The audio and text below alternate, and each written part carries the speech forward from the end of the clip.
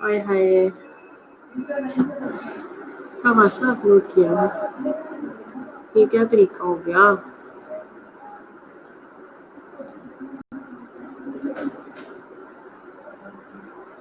Moderator link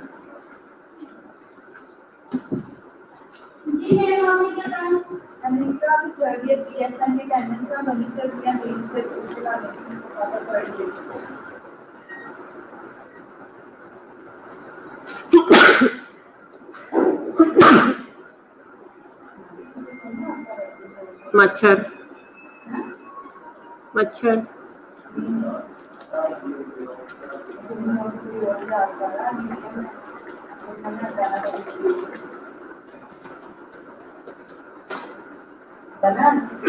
नहीं बहन, इतनी मैं वेली नहीं।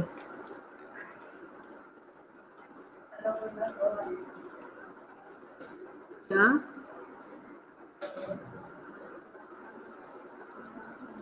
क्या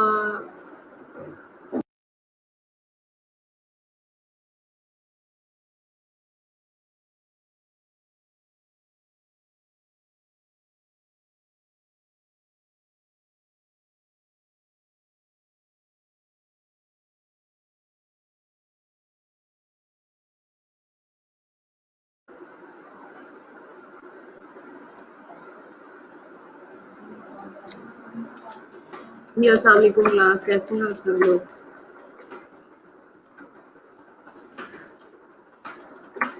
सबको आवाज आ रही है?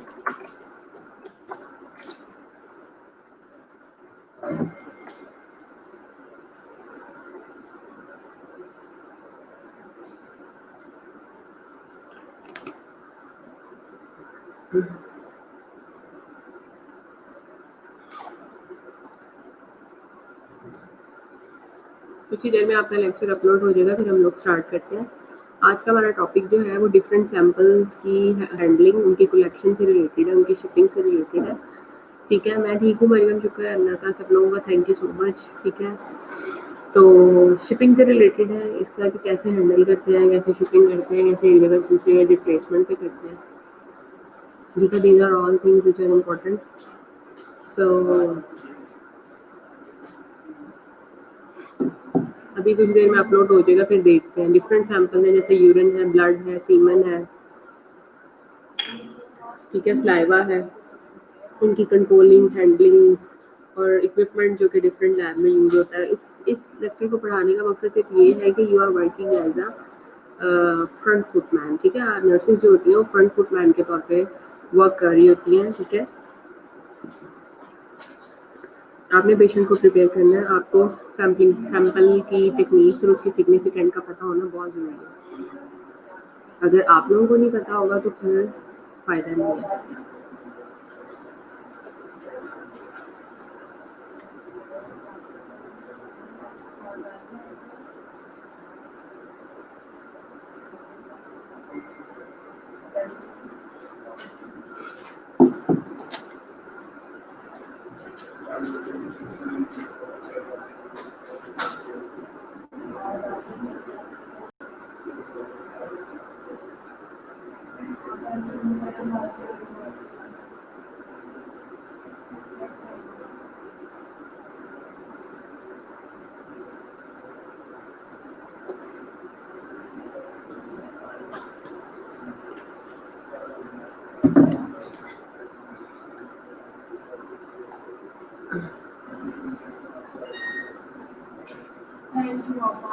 लेक्चर आपका अपलोड हो रहा है कुछ देर में। नहीं, मत ले लिए केड़ा पेंसिल दे दी।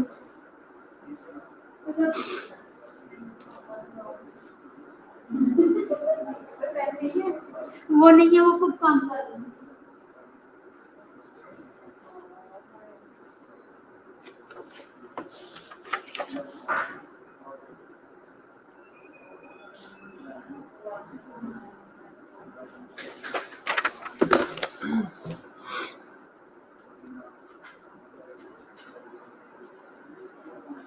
ओके, अल्हम्दुलिल्लाह हिरा, मैं ठीक हूँ। अच्छा, we are starting sampling, collection, processing and storage. ठीक है, जैसे कि मैंने पहले भी आप लोगों को बताया कि इस लेक्चर को पढ़ाने का सिग्निफिकेंस या मकसद सिर्फ और सिर्फ ये है कि nurses are working as a front foot man, ठीक है।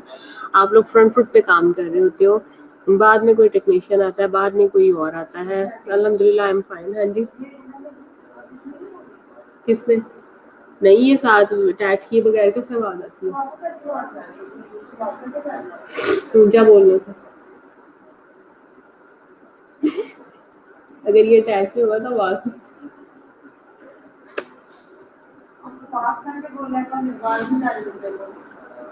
सो सॉरी इंटरप्शन हो गई बेटा। अच्छा, मैं ये कह रही थी कि आप लोग फ्रंट फुट के तौर पे काम कर रहे होते हो, so you are most important figure for this procedure.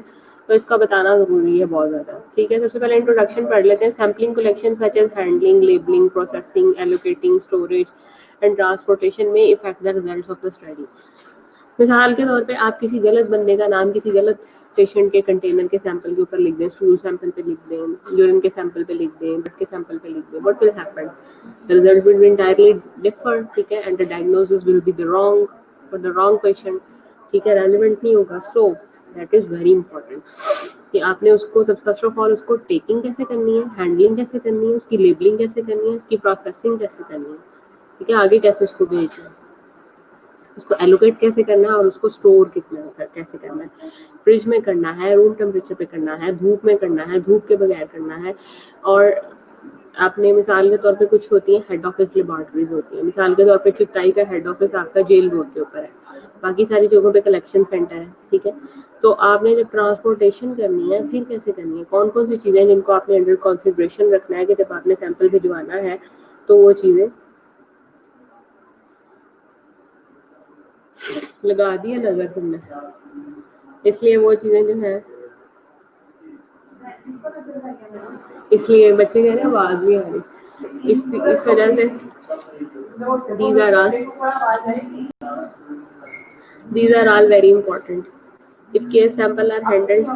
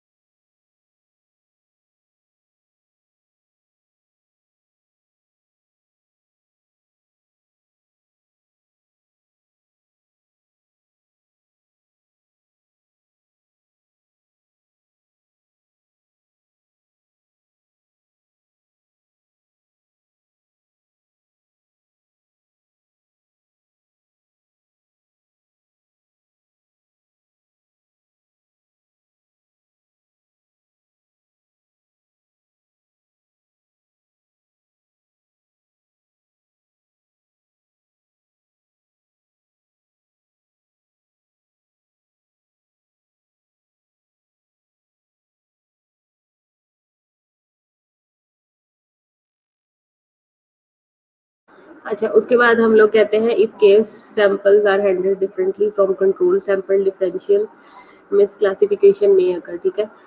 Sample collection जैसे कि हैंडलिंग है, लेबलिंग है, प्रोसेसिंग है, एलोकेटिंग है, स्टोरेज है और ट्रांसपोर्टेशन है, वो इफेक्ट करता है स्टडी के रिजल्ट्स को, ठीक है। और अगर सैंपल को हम डिफरेंटली हैंडल करते हैं कंट्रोल सैंपल से या डिफरेंशियल क्लासिफिकेशन से, तो वो उस तरह से होता है। ठीक है, आगे आ जाता है इंफॉर्मेशन लिंक टू सैंपल। जैसे कि इंफॉर्मेशन जो होती है इससे लिंक्ड होती है, वो बड़ी ज़्यादा इंपॉर्टेंट होती है। इंफॉर्मेशन को लिंक करना वो ज़्यादा इंपॉर्टेंट होता है। मिसाल के तौर पे उसका टाइम क्या है, सैंपल जब आपने टेक किया है उसका डेट क्या है। Time and that is very important. Recent diet and supplement use, जो भी आपने रीसेंट डाइट ले रही हो या जो भी सप्लीमेंट ले रही हो उसका सैम्पलिंग के रिजल्ट्स पे बहुत ज़्यादा इफेक्ट आता है। रिप्रोडक्टिव इन्फॉर्मेशन, मेंस्ट्रुअल साइकिल अगर चल रहा है किसी भी पेशेंट का, उस पर इफेक्ट आता है। रिसेंट स्मोकिंग का इफेक्ट आता है। कोई भी आप करंटली मेडिकेशन यूज़ कर रहे हो तो उसका इफेक्ट आता है। रीसेंट मेडिकल इलनेसेस जो होती हैं उसका इफेक्ट आता है, और स्टोरेज कंडीशंस पे भी इसका इफेक्ट आता है। आगे आ जाता है quality assurance, systematic application of the optimum procedures to ensure valid, reproducible and accurate results. ठीक है, आपने जब भी सिस्टमैटिक एप्लीकेशन यूज़ करनी होती है, ऑप्टिमम प्रोसीजर्स को देखते हुए आपने वैलिडेशन करनी होती है, रिप्रोड्यूसिबिलिटी को चेक करना होता है और एक्यूरेट रिजल्ट्स को चेक करना होता है। क्वालिटी एश्योरेंस एक ऐसा डिपार्टमेंट होता है जो कि आपकी सैंपल की रिजल्ट्स को क्या करता है, जज करता है। ठीक है, और उसको जज करने के बाद जो है वो उसके रिजल्ट्स की फाइंडिंग्स को आगे बताता है। क्वालिटी एश्योरेंस में adoption of the standardised operation आ जाता है। Procedure for each aspect of biospecimen handling आ जाता है। बायोस्पेसिमेन हैंडलिंग क्या होती है कि मतलब जो आपका स्पेसिमेन होता है आपको किस तरह से, आप किस तरह से उसको हैंडल कर रहे हो। स्टैंडर्डाइज्ड ऑपरेशंस क्या है आपके। Stored specimen should be tested on a regular basis. Stored specimen जो होता है उसको रेगुलर बेसिस के ऊपर टेस्ट किया जाता है और सैंपल्स की डिटोरिएशन को डिटेक्ट किया जाता है कि मतलब कहीं पे सैंपल जो है वो डिटोरिएट तो नहीं हो रहा। उसके बाद allocating materials into multiple small vials, और आप एलोकेट करते हो अपनी जो मटेरियल है उनको छोटी छोटी दूसरी वाइल्स के अंदर, मल्टीपल वाइल्स के अंदर। ठीक है, ये देखें, ये एक लार्ज बीकर है जिसके अंदर आपने सैंपल दिया। उसके बाद जब आपने टेस्ट ट्यूब के अंदर इसको डालना है तो 9.9 ml ऑलमोस्ट।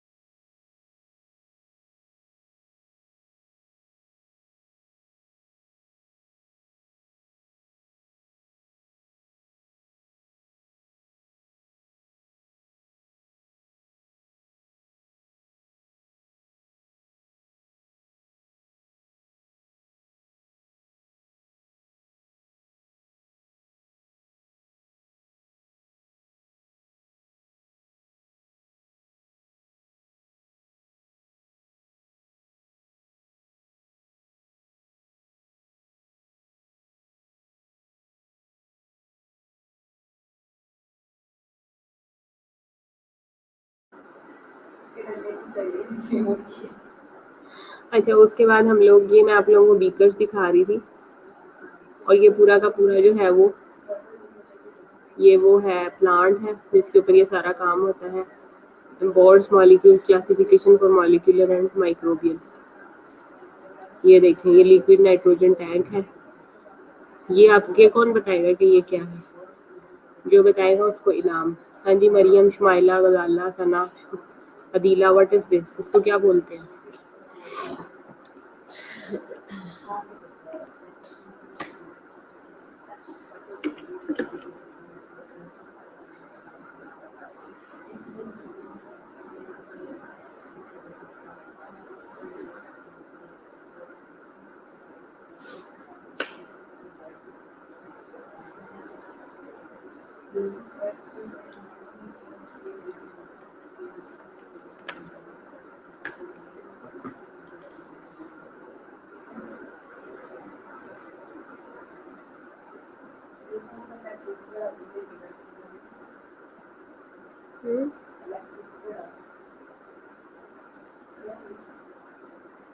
अगर बोल दे तो इनको समझ आ जाएगी।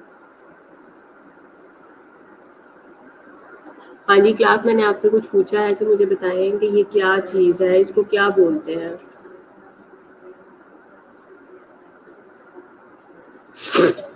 इसे हम क्या कहते हैं? ऑलमोस्ट सभी ने हॉस्पिटल में काम किया हुआ है, सभी को पता है इस मशीन का नाम। तो बताइए ये क्या है?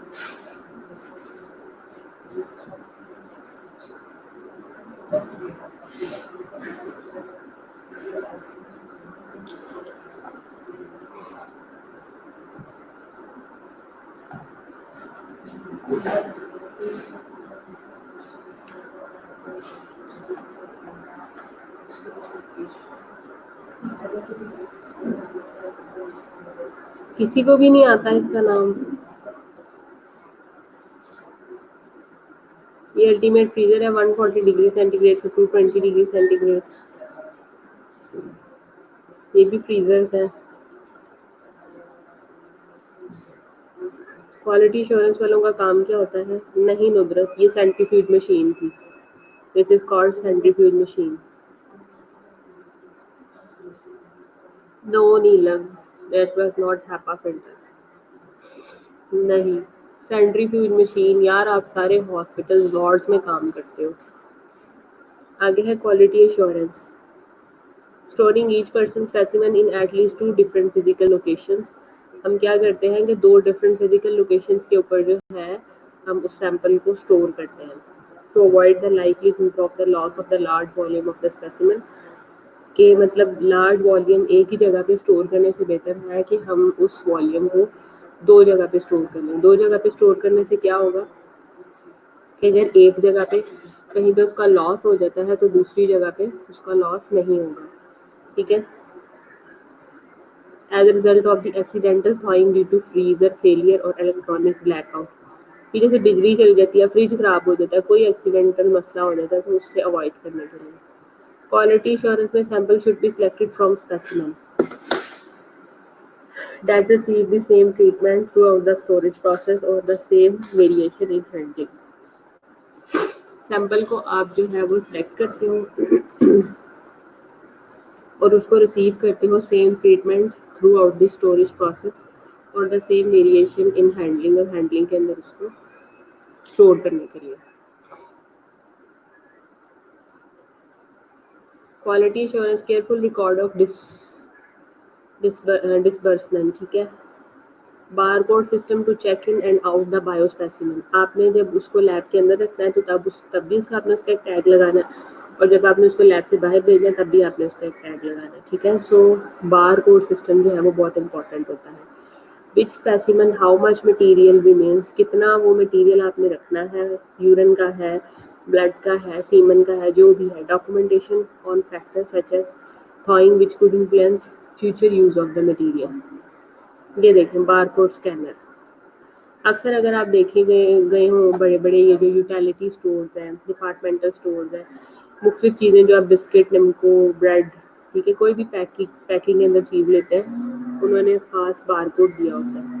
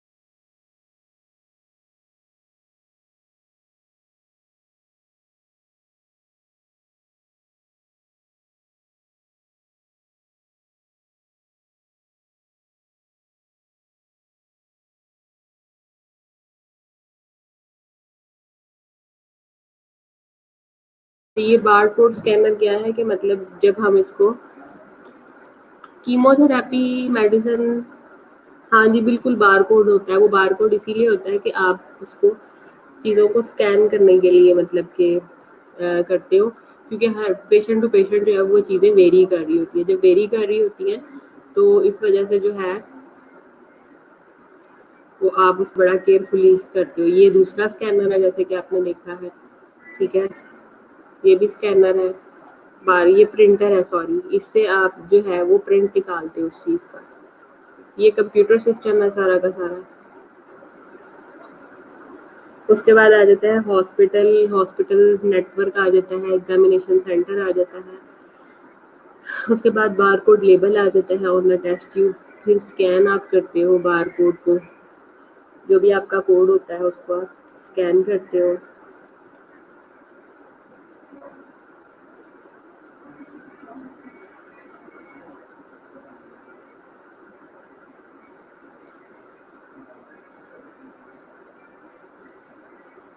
उसके बाद नेक्स्ट आ जाता है आपके पास टाइप्स ऑफ बायोस्पेसिमेंस।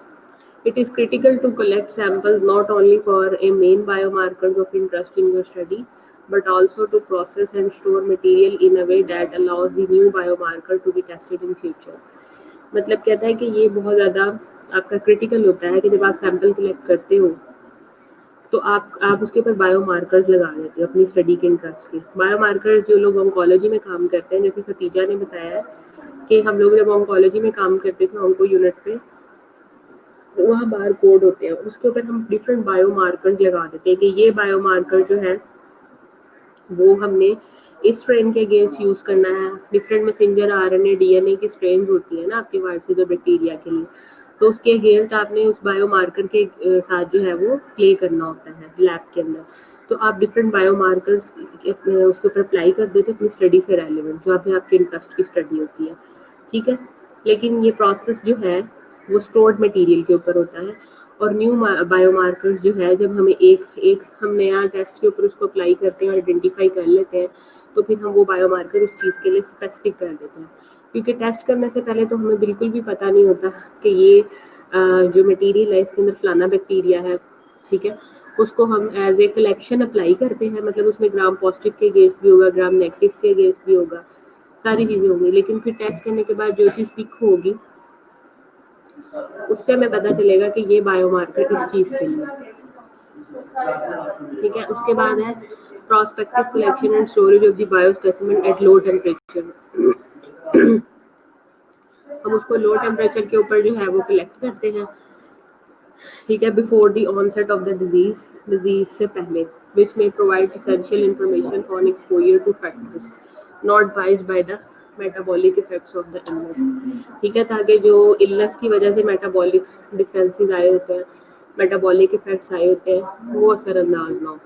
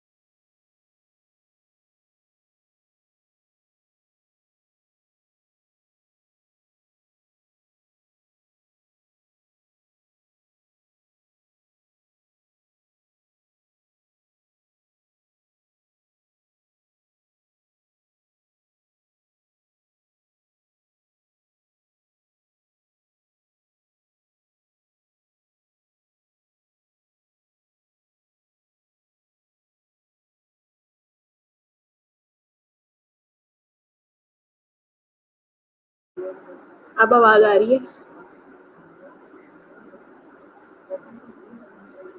हेलो, अब आवाज आ रही है आप लोगों को? अच्छा। उसके बाद कहता है prospective collection and storage of biospecimen at low temperature before the onset of the disease, which may provide essential information on exposure to factors not biased by the metabolic effect of the illness। ठीक है, मतलब कि जब आप लोग disease condition के अंदर sample को कलेक्ट करते हो मोस्ट ऑफ द टाइम, तो उसके अंदर बहुत से मेटाबॉलिक इफेक्ट्स होते हैं, ठीक है, जो कि समटाइम्स बायोस्पेसिमेंस जो है जब हमने रिसर्च पर्पस के लिए यूज करने हैं तो उस टाइम हमने इल्ड बॉडी के अंदर से स्पेसिमेंस भी लेने, क्योंकि इल्ड बॉडी के अंदर बहुत सी डिजीजेस जो होती हैं वो आपके ओवरऑल मेटाबॉलिक प्रोसेस को डिस्टर्ब कर देती हैं, ठीक है, जो कि आपके रेलिवेंट सब्जेक्ट या रेलिवेंट रिजल्ट्स आप उससे गेन नहीं कर सकते। उसके बाद टाइप्स ऑफ बायोस्पेसिमेंस में collection of biospecimen from individual who already diagnosed as a healthy illness to cryptize the history of the disease. ठीक है, अब आपने क्या करना है कि ऑलरेडी डायग्नोज जो इलनेसेस हैं उनकी आपको जो है वो हिस्ट्री ऑफ डिजीज का भी पता होता है, और आप लोगों को ये भी पता होता है कि किस तरह का बायोस्पेसिमेन आपने उस डिजीज के अगेंस्ट इकट्ठा करना होता है। So many collections of the tissues including tumour and normal tissues. जब आप कलेक्शन कर रहे होते हो डिजीज इलनेस की तो उस टाइम बहुत से ट्यूमर सेल्स भी उसमें आ जाते हैं और बहुत से नॉर्मल टिश्यूज भी हम उसमें से एक्सक्लूड कर लेते हैं। So it will be much better if the related epidemiological data are also collected. ठीक है, तो ये ज़्यादा बेहतर होता है कि जब आप किसी डिजीज़ के बारे में डिस्कशन कर रहे हो तो आपको ऑलरेडी पता हो कि हमारा डिजीज़ पार्ट कौन सा है और हमारा हेल्दी पार्ट कौन सा है। अब अगर हम बात करते हैं ब्लड की, जैसे कि टाइप्स ऑफ बायोस्पेसिफिसिटी जिसमें कि ब्लड आ जाता है। ब्लड क्या करता है? The use of the skilled technicians, जब हम स्किल्ड टेक्नीशियंस की बात करते हैं और प्रिसाइज प्रोसीजर्स की बात करते हैं, ठीक है, when perform phlebotomy are important because painful. Phlebotomy में यही होता है ना कि जब आप लोग नॉन इन्वेसिव मेथड्स यूज़ करते हुए स्किल्ड पर्सन जैसे कि एबीजीज हो गई, एबीजीज करते हैं, एबीजीज कितने लोगों ने होते देखे अपनी अपनी वार्ड में, तो दीज आर इम्पॉर्टेंट क्योंकि पेनफुल होते हैं, प्रोलॉन्ग और रिपीटेड अटेम्प्ट्स होते हैं, क्योंकि इसके लिए पेशेंट को बार बार डिस्कम्फर्ट, इंजरी, वेनी पंचर बार बार करना पड़ता है। ठीक है, तो ऑप्टिमम क्वालिटी और क्वांटिटी को गेन करने के लिए आपको चाहिए कि आप जो है वो स्किल्ड टेक्नीशियंस की सर्विसेज को यूज़ करें।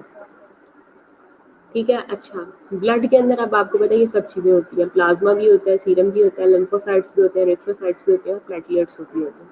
These are all the part of the blood, ये ब्लड का पार्ट है। Blood sample collection when large amount of blood sample needed, an evacuated tube system with interchangeable glass tube can be used to avoid multiple venipuncture। ठीक है, आप क्या करते हो, large amount of blood sample की जब आपको ज़रूरत होती है तो आप एक evacuated ट्यूब लेते हो, ठीक है, जिसमें आप इंटरचेंजेबल होती है ग्लास ट्यूब, और उसको आप मल्टीपल वेनिपंचर के लिए भी यूज़ कर सकते हो।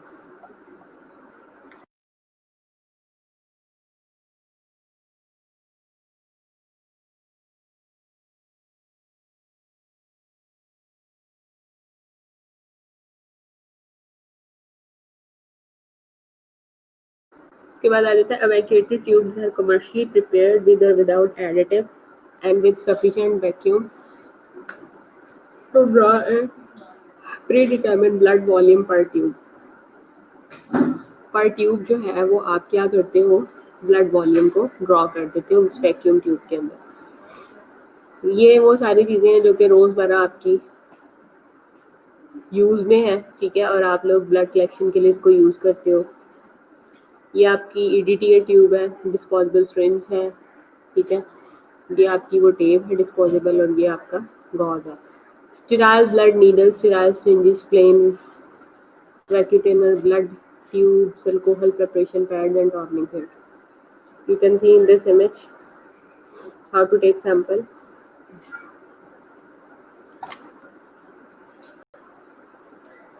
आगे आ जाती है डिफरेंट बलर ट्यूब्स होती हैं ब्लड के लिए, जब आप ब्लड की ट्यूब्स को लेते हो। मिसाल के तौर पर red top tube contain no additives. जो रेड, जिसकी टॉप रेड होती है उस ट्यूब के अंदर कोई एडिटिव्स नहीं होता, मतलब एक्स्ट्रा चीज़ नहीं होती।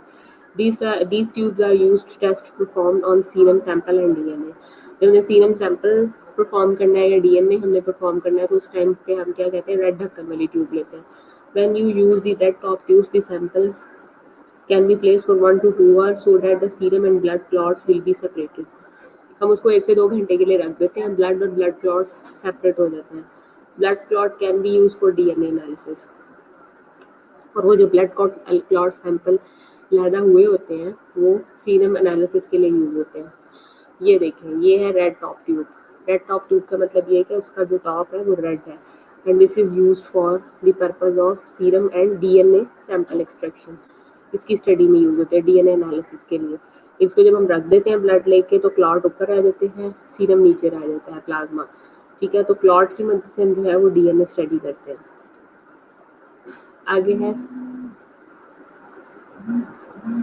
आगे है blood colour tube, blood collection colour tube.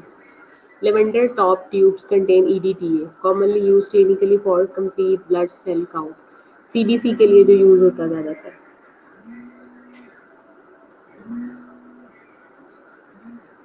हाँ जी, बिल्कुल ऐसे ही है. ठीक है, और हम उसमें क्या कहते हैं, लेवेंडर टॉप ट्यूब उसको कहते हैं, जिसमें हम मोस्ट ऑफ द टाइम जो है वो कंप्लीट EDTA ट्यूब करते हैं. ठीक है, और EDTA ट्यूब जो है वो इसी पर्पस के लिए यूज होती है कि आप क्या करते हो, ब्लड कलेक्शन करते हो.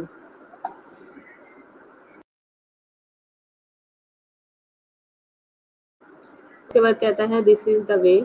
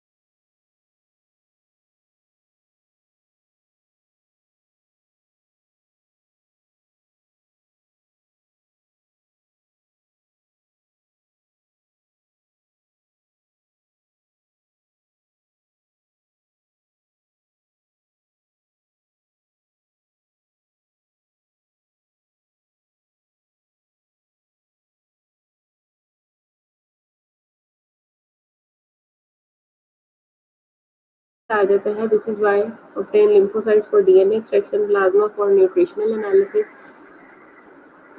and red blood cells for other assays.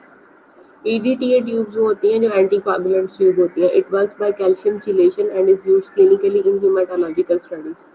और हीमाटोलॉजिकल स्टडीज के अंदर हम इसको यूज करते हैं. It is well suited to DNA based assays, और इसको हम यूज करते हैं for the DNA based assays के लिए, but has problem for the cytogenic analysis. ये देखें, ये वो EDTA ट्यूब है जो कि CBC के लिए यूज होती है मोस्ट ऑफ द टाइम. ये देखें, whole blood in the collection tube. इस तरह से ब्लड आफ्टर सेंट्रीफ्यूज होने के बाद ऐसे होता है. WBC and RBCs after plasma. ये प्लाज्मा जब रह जाता है, फिर top view of the WBC buffy coated. उसके बाद top view of the sample after WBC remove. अब ये जो बफी कोटेडनेस है ये खत्म हो जाती है जब WBC, हम इसमें क्या करते हैं, RBCs को WBCs को जब हम रिमूव कर देते हैं. blood collection color code tube, green top tube contain heparin. Green top जिसका होता है वो most of the time heparinised vials होती हैं वो, ठीक है, और हेपरिन होता है उसके अंदर। उसके बाद ब्लू टॉप जो होता है उसके अंदर सोडियम सिट्रेट और सिट्रिक एसिड होता है, ठीक है, और ब्लैक टॉप ट्यूब जो होता है उसके अंदर सोडियम ऑक्सलेट होता है। येलो टॉप ट्यूब्स के अंदर जो है वो सिट्रेट डेक्सट्रोज होता है, और ग्रे टॉप जो होता है उसको उसके अंदर ग्लाइकोलाइटिक इनहिबिटर्स होते हैं। ये देखो, ये ग्रे की उसने बात की, ग्रे के अंदर क्या है, ग्लाइकोलाइटिक इनहिबिटर्स है, ये ग्रे आ गई, ठीक है। येलो के अंदर उसमें क्या है, सिट्रेट डेक्सट्रोज है, ये येलो सिट्रेट डेक्सट्रोज, और ग्रीन के अंदर हेपरिन और ब्लू के अंदर सोडियम सिट्रेट है। हेपरिन इज एन एंटीकोएगुलेंट, ये एक एंटीकोएगुलेंट है। There are some reports of cocainal problem with heparin in PCR assays. Studies generally find that there are no major difference in the use of the EDT or heparin. Studies ये बताती हैं कि किसी किस्म का भी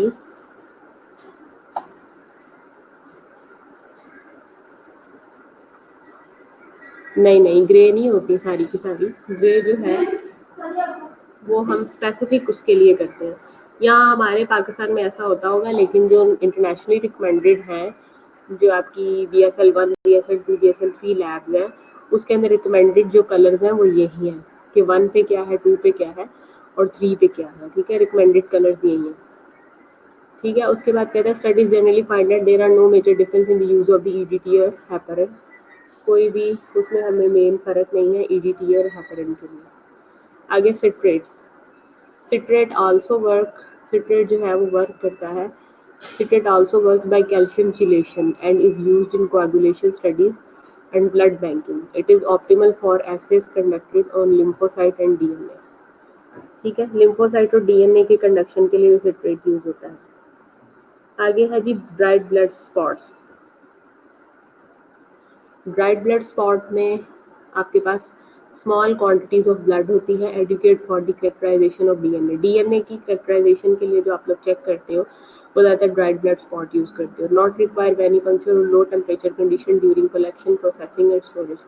ना तो आपको बहुत ज़्यादा बार दफ़ा जो है वो वेनिपंक्चर करना पड़ता है, ना इस मकसद के लिए आपको जो है वो लो टेम्परेचर के ऊपर रखना पड़ता है, ठीक है, जिससे सैंपल डिस्टर्ब होने के चांसेस होते हैं।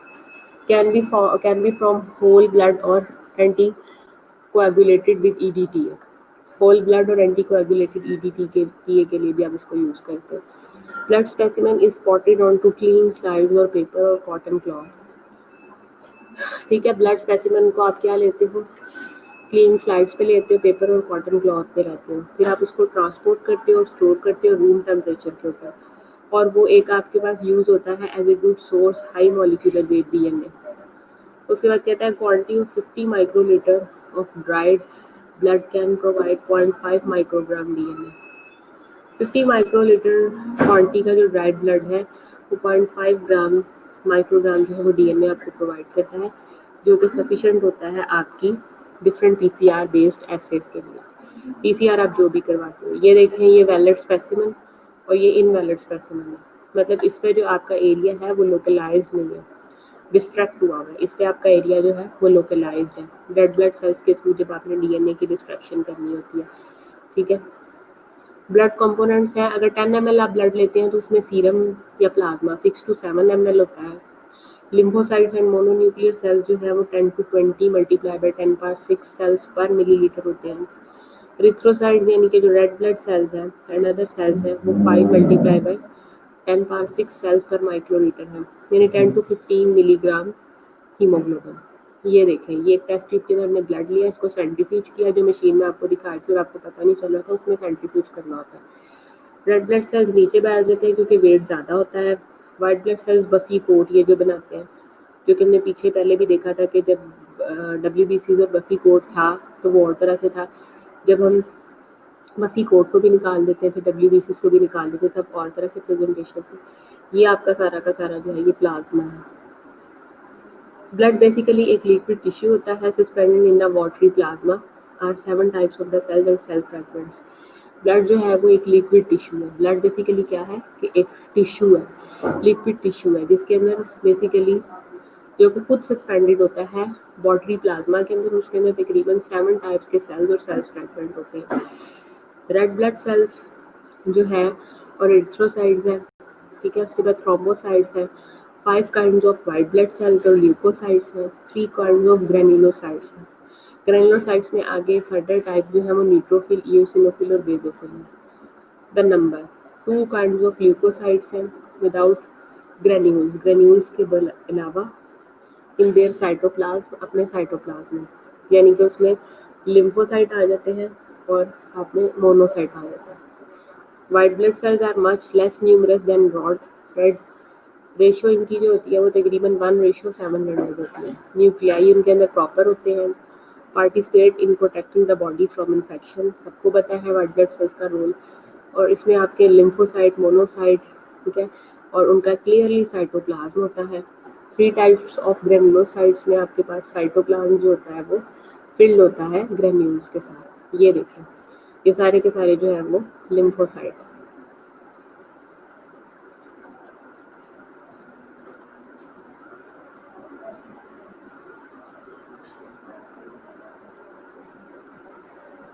ये single morphage monocyte surrounded by several lymphocytes. ये मोनोसाइट है और मोनोसाइट ने जो है वो सराउंड किया हुआ लिम्फोसाइट को। ग्रेनुलोसाइट्स आपके पास कौन से होते हैं? Can serve as a source of DNA. वो सोर्स ऑफ डीएनए के तौर पर एक्ट करते हैं without sacrificing the lymphocyte. Erythrocyte RBCs है, stored after washing with physical saline, can be useful to study adepts of haemoglobin.